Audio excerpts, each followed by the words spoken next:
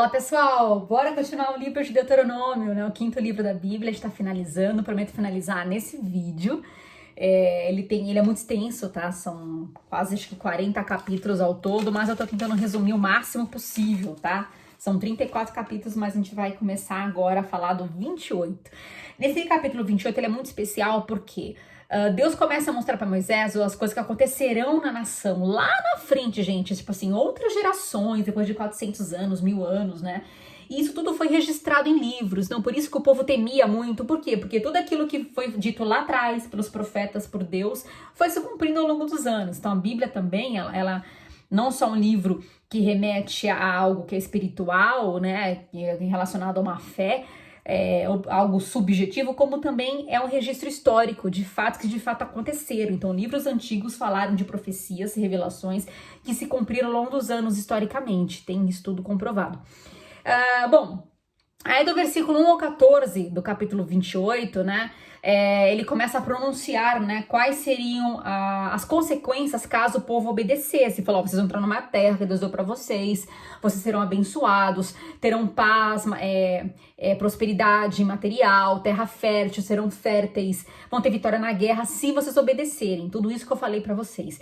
Se vocês não obedecerem, vocês também vão colher todas as consequências, morte, escassez, serão invadidos por povos estrangeiros, porque era uma terra, gente, muito privilegiada, né? Essa terra de Canaã realmente emanava leite e mel, era muito rica, e isso todo mundo ficava de olho nessa terra. Então Deus falou, eu tô dando para vocês, mas conservem essa bênção, conservem essa terra. E aí, acima de tudo, Deus queria que eles fossem reconhecidos como um povo santo, um povo separado, com a identidade do Deus Altíssimo, né? Diferente das nações pagãs que tinham nas regiões, né? Deus queria que usar alguém como povo modelo, que temesse a ele, que respeitasse, que de fato fosse um exemplo para que outras pessoas também pudessem seguir. Bom, vamos lá. E aí ele começa a falar, gente, muito interessante, algumas profecias que eu quero destacar, porque a gente vai ler sobre elas nos futuros estudos, né? No livro de Romanos, Romanos não, desculpe. Nesse mesmo livro, no versículo 49, 50, 52, ele fala sobre um povo estrangeiro que vai dominá-los no futuro. Isso é na época de Jesus, tá? Que vai acontecer. Ele fala assim, ó: o Senhor trará de um lugar longínquo, dos confins da terra, uma nação que virá contra vocês como a águia em mergulho, nação cujo idioma não compreenderão, nação de aparência feroz, sem respeito pelos idosos, nem piedade para com os moços. Ela devorará as crias dos seus animais e plantações da sua terra até que vocês sejam destruídos. Ela não deixará para vocês cereal, vinho, azeite, como também nenhum bezerro cordeiro para seus rebanhos até que vocês sejam arruinados. Ele fala das consequências de um povo estrangeiro, de língua estrangeira, que irá dominá-los no futuro. Quando ele fala de águia, que virá como águia, que significa? Aqui está apontando para os romanos, porque o exército romano, os soldados romanos tinham como o seu símbolo, né, a águia. Então aqui Deus está apontando que lá na frente eles seriam dominados pelo povo romano.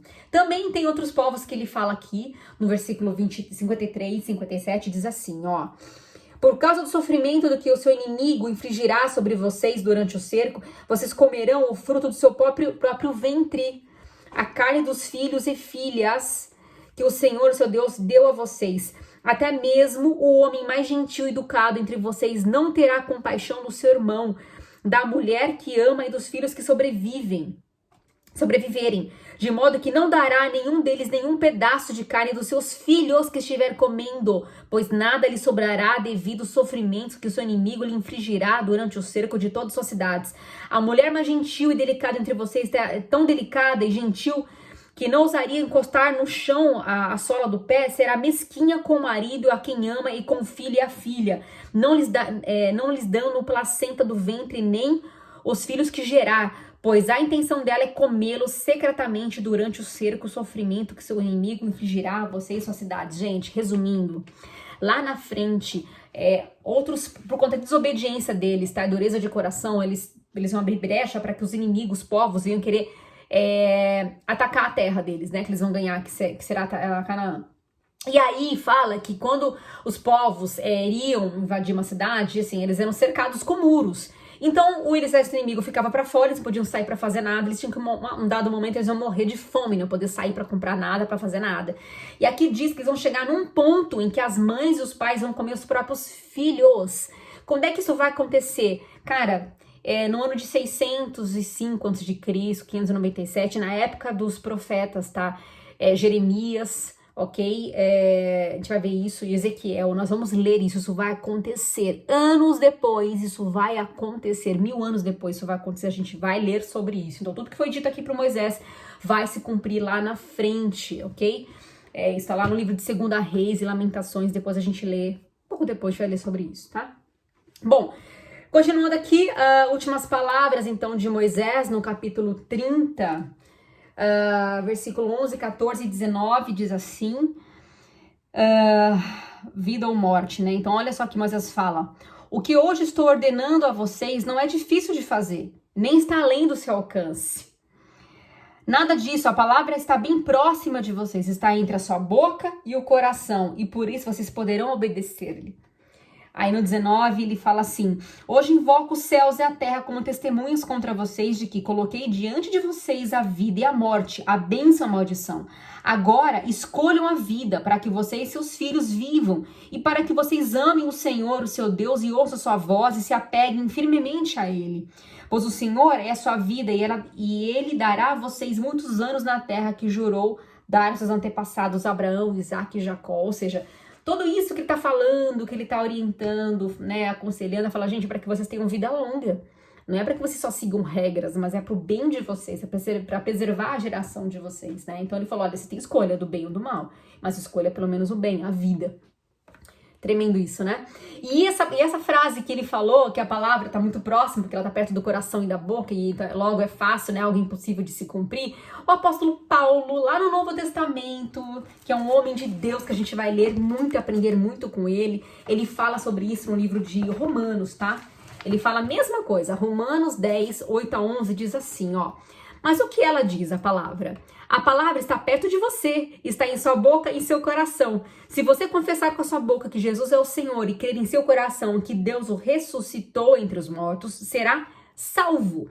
Pois com o coração se crê para a justiça e com a boca se confessa para a salvação. Gente, isso aqui é o versículo mais importante da Bíblia. Para quem tem dúvida se quer ser salvo ou não, como é que você é salvo, leia Romanos, que eu acabei de ler, tá? Romanos 10.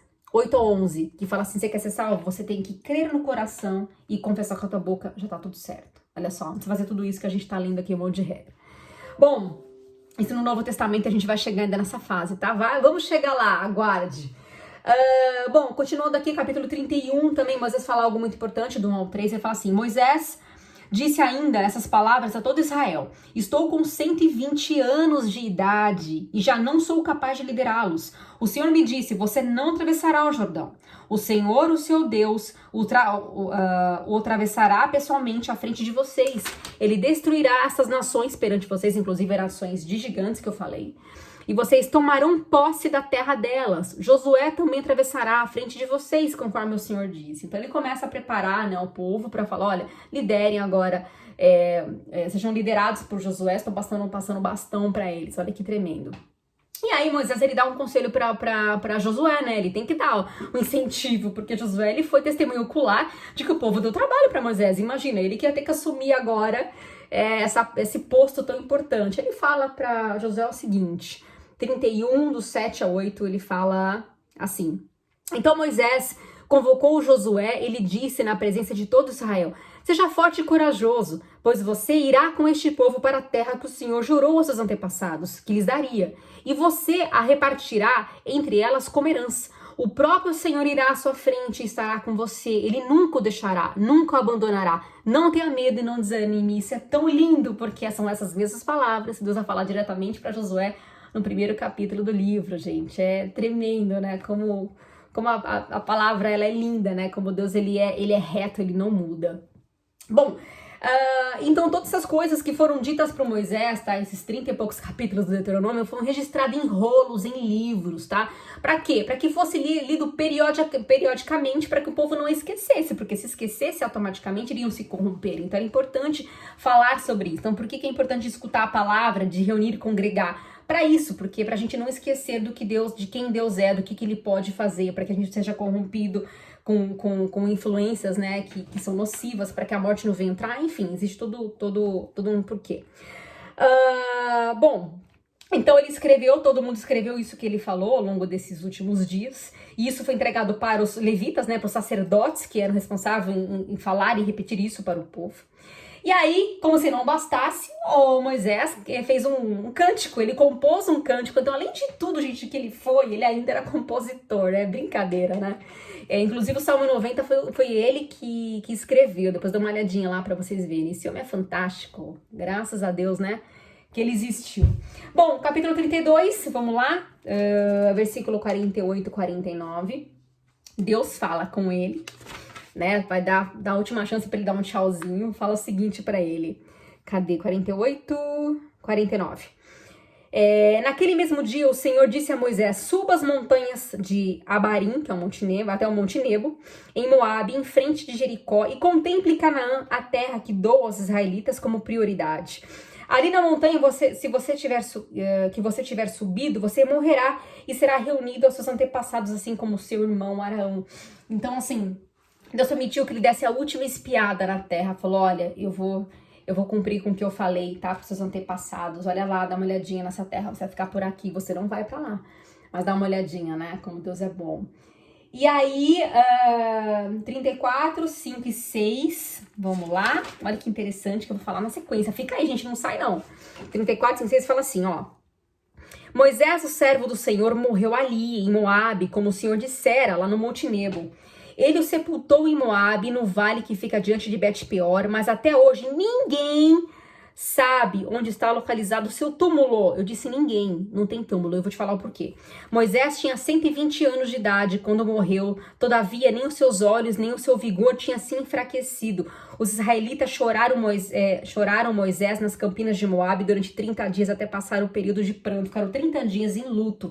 Sabe por que ninguém achou o túmulo de Moisés, o corpo dele? Eu vou falar o porquê. Lá no livro de Judas, no Novo Testamento, anos e anos depois, é falado uma coisa interessantíssima. Diz o seguinte, Judas 1:9. Cadê? Judas 1, versículo 9. Contudo, nem mesmo o arcanjo Miguel, quando estava disputando com o diabo acerca do corpo de Moisés, ousou fazer acusação injuriosa contra ele, mas disse: o Senhor te repreenda. Gente, Deus recolheu o corpo de Moisés. Deus mandou o anjo Miguel recolher o corpo. E Satanás lutou para pegar o corpo dele. Por quê? Porque ele queria que ele fosse feito um ídolo, porque ele queria que ele fosse momificado. Então Deus já recolheu ele, porque pela relevância que ele teve, pela importância que ele teve, as pessoas iriam colocar ele como um ídolo. E Deus falou assim, não, ele não. Tira, e Deus tirou o corpo dele. É tremendo, na Bíblia se completa, é maravilhosa. Dá uma lidinha depois, tá? Em Judas 1:9, dá uma olhadinha lá. Bom, aí no versículo, vamos lá rapidinho, o último, né? 34, no versículo 10, 12, fala assim: em Israel nunca mais se levantou o profeta como Moisés, a quem o Senhor conheceu face a face, e que fez todos aqueles sinais e maravilhas que o Senhor o tinha enviado para fazer no Egito, contra o faraó, contra todos os servos e contra toda a sua terra. Pois ninguém jamais mostrou tamanho poder como Moisés, nem executou os feitos temíveis que Moisés realizou aos olhos de todo Israel. Então, gente, encerra aqui a história de um grande líder respeitadíssimo, né? Todas as nações, né? Reconhece a importância que ele teve, ainda mais no berço da humanidade. Tudo que ele fez, ele legislou, até hoje vigoram leis embasadas no que Deus inspirou ele a fazer, né? Que serve aí como base para julgamento. Foi um grande líder. Então, esse livro que fala sobre a história de Moisés, ele representa praticamente a mesma quantidade de livros do Novo Testamento. Então é muito extenso, a gente falou vários vídeos aí sobre Moisés. Então é isso, espero que vocês tenham gostado de conhecer um pouco mais da história desse incrível homem. E vou te falar antes, não esqueci não, a Bíblia fala de mais uma aparição de Moisés depois da morte dele, lá no livro de Marcos. Marcos é algo simbólico. Marcos, Novo Testamento, vamos lá, capítulo 9, não tinha nem marcado, gente, embora sem falar essa. Marcos 9, do 2 ao 4, olha que tremendo. 9, do 2 ao 4. Diz assim, cadê? 2 ao 4. 6 dias depois, né, que Jesus, ele tomou consigo Pedro, Tiago e João, ele levou para um alto monte, né, eles ficaram a sós orando. Aí ele foi transfigurado diante deles, ou seja, Pedro, Tiago e João tiveram uma visão. Suas roupas se tornaram brancas, de um branco resplandecente, como nenhum lavadeiro no mundo seria capaz de branqueá-las, e apareceram diante deles Elias e Moisés, os quais conversavam com Jesus. Então Pedro disse a Jesus: Mestre, é bom estarmos aqui, façamos 3 tendas, um para ti, um para Moisés e um para Elias. E ele não sabia o que dizer, pois estavam apavorados. Então assim, eles tiveram uma visão de Jesus, Elias e Moisés. Elias, a gente vai falar sobre ele.